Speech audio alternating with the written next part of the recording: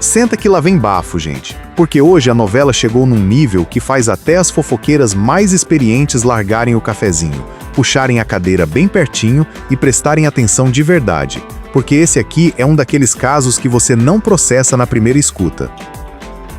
Virgínia Fonseca se tornou sócia de uma empresa cuja fundação foi bancada com dinheiro declarado do crime organizado, e o cofundador dela está sendo investigado pela Polícia Federal por lavagem de dinheiro ligada ao PCC. E se você já tá com o queixo no chão igual a gente aqui, com o que essa história envolve, se inscreve nesse espaço agora mesmo, porque o que vem aí é ainda mais bafo, gente, e você não vai querer perder nenhuma vírgula do que a gente vai abrir aqui. Olha, esse caso tem camada em cima de camada, tem investigação federal correndo em silêncio, tem sócio com origem de capital que ninguém quis olhar de frente, tem relacionamento construído tijolo por tijolo durante anos, antes mesmo de Virgínia ser o nome que ela é hoje. A gente precisa respirar fundo antes de começar, porque quando você entender a estrutura toda dessa história, amiga, o pescoço vai frio de verdade. Guarda esse nome, o E-Pink. Porque ele volta várias vezes nessa narrativa, e volta pesado, e não vem sozinho nem de perto. Deixa sua inscrição aqui nesse espaço agora, gente, porque bafo desse tamanho precisa de canal que não tem medo de entrar fundo, e aqui a gente entra sem hesitar, sem cortar atalho, sem pular o detalhe que muda tudo. Então vamos começar pelo começo, que é onde a coisa fica mais interessante e onde muita cobertura passa rápido demais com medo de entrar fundo demais. A Pink Lash, que depois virou We-Pink, abre as portas em 2017. E já de entrada dá pra ver que essa abertura não tem nada de tímida, nada de lojinha começando do zero com suor, fé e muita vontade. R$800 mil de capital inicial, em 2017. Pra você ter noção, gente, esse dinheiro naquela época era uma fortuna para abrir qualquer empresa. Quanto mais uma loja de cílios que ainda nem tinha nome no mercado, ainda nem tinha público formado, ainda nem tinha reputação construída em nenhuma prateleira. E quem diz que colocou esse dinheiro é Karen, conhecida nas ruas, nas delegacias e nos noticiários simplesmente como a japonesa do PCC. Ela mesma declarou, com todas as letras, sem hesitar nem um segundo. E isso não é boato espalhado por perfil anônimo de internet, é declaração rastreável que entrou formalmente no processo e que a Polícia Federal tem em mãos com documento e tudo. Se você acha que é só isso que tem por trás dessa história toda, se inscreve nesse espaço agora, porque o que vem aí muda completamente a sua leitura dessa novela, gente, e tem muita coisa ainda que a maioria simplesmente não parou para juntar. Agora para um segundo, porque essa criatura merece apresentação adequada antes de continuar. Quem é Karen? Karen é uma mulher investigada por envolvimento direto com o primeiro comando da capital, uma das organizações criminosas mais poderosas, mais estruturadas e mais presentes no cotidiano do crime organizado brasileiro. Ela não é figura decorativa nessa história, não é um nome que aparece por acaso numa lista de processo. Ela é a origem, é dela que sai o dinheiro que funda a empresa que, anos depois, vai ter o rosto mais seguido das redes sociais brasileiras, estampado na fachada, no marketing, nas campanhas, nos lançamentos de produto, no organograma societário com participação formal registrada. R$800 mil de origem criminosa, declarados pela própria fundadora, na certidão de nascimento de uma empresa que hoje fatura na casa dos bilhões. Deixa isso assentar por um segundo antes de continuar, porque é pesado mesmo, e a gente precisa que esse peso seja sentido na medida certa para entender o que vem depois. Um absurdo, gente, que a maioria ainda não parou para processar com a atenção que o tamanho dele merece. E aí vem a parte que muita gente conhece de forma rasa, mas que precisa ser contada com calma e com detalhe, porque os detalhes mudam tudo nessa história. Virgínia conheceu a Pink Lash pelas redes sociais. Isso não é segredo nenhum. Tá registrado em entrevista, tá documentado em depoimento, tá na memória de quem acompanhou a trajetória dela desde o começo. Na época, ela ainda construía o nome que tem hoje. O alcance ainda crescia e ela foi a uma unidade fazer as pestanas em troca de publicação. Coisa absolutamente comum no universo dos influenciadores, né? Sem nenhum escândalo isolado nisso, sem nada que chame a atenção de quem tá de fora olhando. Mas aí Samara, que era responsável pelo marketing da Pink Lash junto com o marido Thiago, e Virgínia foram ficando próximas com o tempo. Não foi de um dia para o outro, não foi resultado de uma reunião de negócios fria e direta. Foi relacionamento construído com cuidado, com presença constante, com gesto pensado. A Pink Lash mandou uma cadeira rosa de presente quando Virgínia se mudou para Goiânia em 2020. Chegou a pagar passagem aérea para a funcionária favorita da influencer viajar até ela para fazer atendimento pessoal e exclusivo na nova cidade. Isso é investimento em pessoa, gente. Isso é investimento em pessoa, gente. Isso é investimento em camada por camada até o momento em que virou sociedade formal, com CNPJ e porcentagem registrada. Você acompanhar de pertinho cada camada desse caso, se inscreve agora mesmo nesse espaço, porque aqui a gente destrincha bafo desse nível sem cortar atalho, sem pular detalhe, sem passar rápido pelo que importa, gente. Virgínia entra formalmente como sócia da WePink em 2021. A empresa já existe há 4 anos nesse ponto, já tem histórico de funcionamento, já tem estrutura montada, já tem capital rodando dentro dela faz tempo. E o dinheiro que a abriu, segundo a própria Karen, veio do crime organizado. A questão central que os investigadores precisam responder, e que ninguém respondeu ainda de forma definitiva, nem fechou com documento, é essa: até onde esse dinheiro de origem não comprovada circulou dentro da empresa ao longo de todos esses anos? Porque se ele continuou entrando depois que Virgínia virou sócia com 33% do capital, o cenário jurídico muda de um jeito que a defesa dela vai ter dificuldade de endereçar com facilidade. E segundo o que veio à tona durante a investigação, Karen continuou aportando recursos na empresa mesmo depois da entrada formal de Virgínia na sociedade. A origem desses aportes posteriores é exatamente o que a Polícia Federal está tentando mapear com atenção, com cuidado e com tempo. E mapeamento de Polícia Federal não é processo rápido, gente. É lento porque é metódico. E quando termina com um documento que vai a juízo.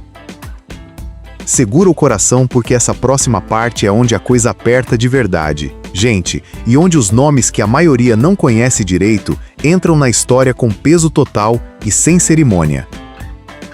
Tem um personagem central nessa trama que precisa de apresentação cuidadosa e demorada, porque sem entender quem ele é, a estrutura toda não fecha, as peças não encaixam e a investigação federal não faz o sentido que faz quando você tem o quadro completo. Lucas Chapeng, empresário de origem chinesa, conhecido também como Cha Pentan. Ele detinha 33,3% da WePink. A divisão societária era assim quando Virgínia entrou. Samara e Thiago com 33,3%, Chapeng com 33,3% e Virgínia com 33,3%. 3 blocos iguais na superfície, 3 histórias completamente diferentes por baixo de cada um. Chapeng, segundo o que foi apresentado no processo, era o capital financeiro da operação. O lado que colocava recurso para a empresa crescer, além do que o capital inicial de Karen sustentaria. Samara e Thiago trouxeram um conhecimento de marketing que desenvolveram ao longo dos anos dentro da Pink Lash desde a fundação, e Virgínia era o rosto, o alcance, o engajamento, um dos maiores do Brasil inteiro. Todo mundo sabe disso, não precisa nem discutir. Cada sócio com função clara, cada sócio com 1/3 da empresa. Parece estruturado na divisão, parece limpo no organograma. Mas quando a Polícia Federal coloca a lupa em cima de um dos terços e começa a puxar o fio, os outros 2 ficam no campo de visão também, porque a empresa não funciona com paredes internas separando o dinheiro de cada sócio. E olha que eu ainda nem cheguei na parte que de verdade muda tudo, então se inscreve agora nesse espaço, porque o que falta sair aqui é o que vira essa história de cabeça para baixo de um jeito que você não vai esquecer, gente, e a gente tá chegando lá. E tem um dado geográfico nessa história que a maioria passa por cima correndo, mas que investigador federal não passa nunca, porque investigador federal é treinado para notar exatamente o detalhe que parece pequeno na superfície. A empresa de Karen, a japonesa do PCC, e a empresa de Virgínia funcionavam no mesmo prédio. Mesmo endereço comercial, gente. Isso foi apresentado como dado concreto dentro do processo. Não é especulação de perfil anônimo de internet, não é narrativa de canal de fofoca sem fonte. É estrutura física registrada em documento. Coincidência? Talvez. Pode ser que sim, gente. Tudo pode ser. Mas é exatamente o tipo de coincidência que entra no relatório de investigação com caneta vermelha e asterisco do lado, porque quando você tem dinheiro de crime organizado na fundação de uma empresa e a fundadora é investigada por esse crime dividindo o endereço comercial com essa mesma empresa anos depois, o investigador precisa explicar por que isso não importa antes de fechar o processo e arquivar, e explicar por que não importa quando o padrão aponta na direção oposta é muito mais difícil do que parece à primeira vista. Deixa a inscrição aqui, gente, porque esse espaço não para de acompanhar esse caso e você vai querer estar por dentro quando os próximos capítulos saírem, porque essa história ainda tem muita página pela frente. O argumento mais repetido por quem defende Virgínia, e ela tem direito de ser defendida, todo mundo tem, é esse. Ela entrou na sociedade em 2021. O que aconteceu em 2017, quando Karen fundou a empresa com dinheiro do crime, Virgínia não tinha como saber porque ela simplesmente não estava lá naquele momento. E esse raciocínio tem uma lógica inicial que funciona. Tem mesmo, não tem como negar isso. O problema é que ele para de funcionar completamente no momento em que você olha para o que aconteceu depois que ela entrou. Porque se depois da entrada dela, Karen continuou aportando recursos de origem nebulosa dentro da empresa, Virgínia passa a ser sócia de uma estrutura que recebe esse dinheiro com ela dentro do organograma, com nome, sobrenome e porcentagem registrada, com obrigação legal de conhecer a estrutura financeira da qual ela faz parte. E no direito penal brasileiro, gente, sustentar que você não sabia da origem de recursos que entravam numa empresa da qual você detinha 1/3 do capital é uma defesa tecnicamente possível, mas juridicamente muito frágil mesmo. Frágil o suficiente para manter investigador atento e processo aberto por tempo considerável. Um detalhe que a maioria passa rápido demais, gente, e que aqui a gente não deixa escorregar de jeito nenhum, porque é exatamente onde a história fica mais séria. Tem um paralelo que surgiu nessa discussão toda, e ele é pesado de um jeito que incomoda mesmo quem não queria se incomodar. Deolane Bezerra estava sendo investigada desde 2019. Levou anos até o caso se tornar público de verdade, anos de processo construído em silêncio nos bastidores, documento acumulado com cuidado, estrutura de caso montada tijolo por tijolo antes de qualquer manchete aparecer. Investigação da Polícia Federal não é coisa de semana, não é manchete de segunda que some na quinta depois que a internet esquece. É processo longo, metódico, que quando aparece na superfície já tem raiz funda por baixo e já tem material suficiente para sustentar o que vai vir depois. A investigação sobre a WePink e sobre Chapeng existe, está em andamento documentado. Virgínia está no organograma dessa empresa com nome e porcentagem. Isso não é narrativa de canal de internet, isso é estrutura societária, com CNPJ e responsabilidade legal que a investigação vai ter que endereçar em algum momento. Quem quiser continuar acompanhando esse caso do lado aqui, se inscreve agora mesmo nesse espaço, porque a gente não vai parar de cobrir e quando esse processo andar, a gente vai estar aqui para contar cada detalhe, gente. E tem mais uma camada que a gente precisa cobrir antes de chegar na parte mais pesada, porque sem essa camada o quadro não fica completo e a proporção do que aconteceu não fica clara. WePink cresceu num ritmo que chamou a atenção do mercado de beleza inteiro, de investidor, de analista, de quem acompanha o setor com seriedade. De loja de cílios com R$800 mil de capital inicial em 2017 para empresa de beleza que fatura na casa dos bilhões poucos anos depois. Crescimento real, crescimento documentado em balanço, crescimento que virou case de sucesso celebrado em palestra de empreendedorismo, em podcast de negócios, em coluna de revista especializada. E tem mérito nisso, tem trabalho pesado, tem estratégia de marketing que funcionou de um jeito que o mercado admira. Mas quando você tem investigação federal apontando para a estrutura financeira dessa mesma empresa, a pergunta sobre de onde vieram os recursos que alimentaram esse crescimento todo deixa de ser retórica e vira pergunta de processo com prazo de resposta. E processo pede resposta com documento, não com declaração de intenção em entrevista. Um bafo dessa proporção não some com postagem de Instagram bem produzida, gente. Isso fica registrado, isso permanece. Tem ainda o contexto de mercado que precisa ser colocado em perspectiva, porque o tamanho do que está em jogo aqui não é pequeno por nenhum ângulo que você olhe. A WePink não é uma empresa de nicho, não é uma marca que vende para público pequeno em região específica. É uma das empresas de beleza com maior faturamento do Brasil, com distribuição nacional, com presença em múltiplos canais de venda, com catálogo que vai muito além dos cílios que a fundaram. Quando uma empresa desse tamanho, com esse alcance e com esse faturamento, tem a estrutura societária dela colocada sob investigação federal, o impacto vai além dos sócios. Vai para fornecedor, vai para distribuidor, vai para a plataforma que vende o produto, vai para a consumidora que comprou com confiança durante anos. E vai especialmente para a narrativa de marca, que era construída com muito cuidado em cima de uma estética de conquista, de superação, de mulher que chegou longe pelo próprio trabalho. Quando essa narrativa encontra uma investigação federal na mesma frase, o contraste é pesado demais para ignorar e leve demais para resolver com nota de imprensa. Segura porque o próximo pedaço é onde tudo que a gente construiu até aqui finalmente se junta. Gente, e onde a revelação chega com o peso que ela merece depois de tanta camada acumulada. E o bafo é o seguinte, gente. Karen, conhecida como a japonesa do PCC, declarou ela mesma, com a boca dela, sem intermediário, sem advogado falando em nome dela, que colocou R$800 mil para fundar a primeira loja física da Pink Lash em 2017, e que esse dinheiro tinha origem no crime organizado. Declaração rastreável, registrada, que entrou formalmente no processo, que a Polícia Federal tem em mãos com toda a documentação que a sustenta. E é esse capital de origem criminosa, declarado pela própria fundadora sem margem para negação, que está na certidão de nascimento da empresa que se tornou a WePink, a mesma WePink da qual Virgínia Fonseca detém 33% do capital com nome registrado no CNPJ e cujo cofundador Lucas Chapeng está sendo investigado diretamente pela Polícia Federal por lavagem de dinheiro com conexão declarada ao primeiro comando da capital. A ligação entre Virgínia e o PCC, segundo tudo que foi apresentado até agora, não é direta, não é pessoal, não é de relacionamento, mas a empresa que ela ajudou a construir, que ela representa com o rosto e com o alcance dela, que fatura bilhões com o nome dela estampado em campanha e em produto, tem na sua fundação um capital que a própria pessoa que o colocou ali declara como dinheiro do crime organizado. Isso não some com o tempo, isso não desaparece com esclarecimento em stories.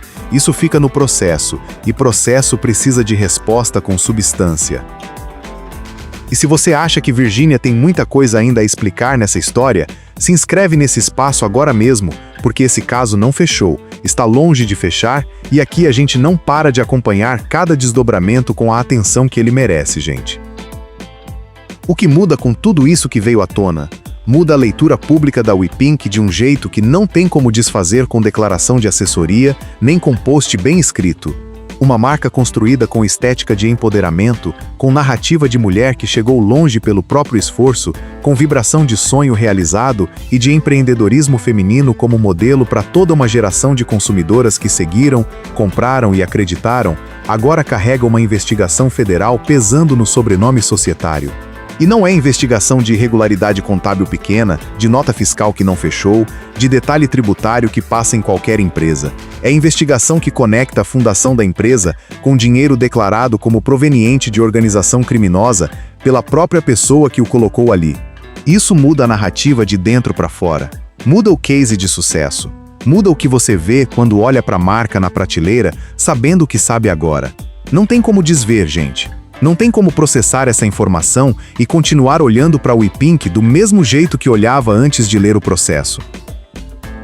Muda também a posição de Virgínia enquanto figura pública de um jeito específico e juridicamente relevante, porque aqui ela não é só influenciadora com muitos seguidores que emprestou o rosto para uma campanha e foi embora. Ela é sócia, com CNPJ, com participação societária de 33% formalmente registrada, com obrigação legal de conhecer a estrutura financeira da empresa da qual faz parte com 1/3 do capital. Sócio não é garoto propaganda que recebe por aparição e não responde pelo que acontece dentro da operação.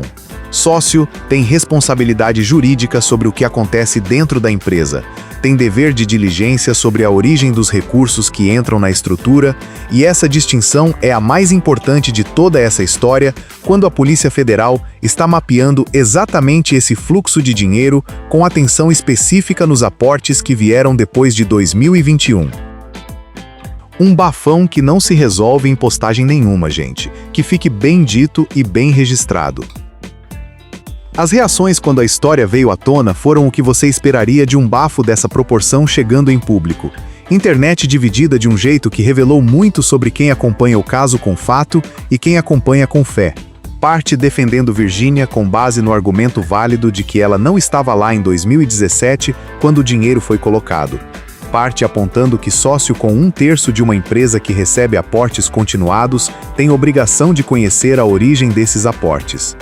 Especialistas em direito penal foram chamados em programa de televisão, em podcast jurídico, em coluna de jornal para explicar o que investigação federal dessa natureza significa na prática, quais são os passos seguintes dentro do processo, quando e como Virgínia poderia ser formalmente alcançada pelo que está sendo investigado. E a resposta que apareceu de forma consistente foi sempre a mesma em essência. Depende do que a Polícia Federal encontrar quando terminar de mapear o fluxo completo de recursos que entraram na WePink depois que ela virou sócia em 2021. Essa é a variável que muda tudo para ela. Essa é a linha que separa a posição em que ela está hoje de uma posição muito mais complicada amanhã. Deixa o like aqui e a inscrição nesse espaço, gente, porque esse tipo de cobertura precisa de canal que não tem medo de entrar fundo e ficar até o final, e aqui a gente fica.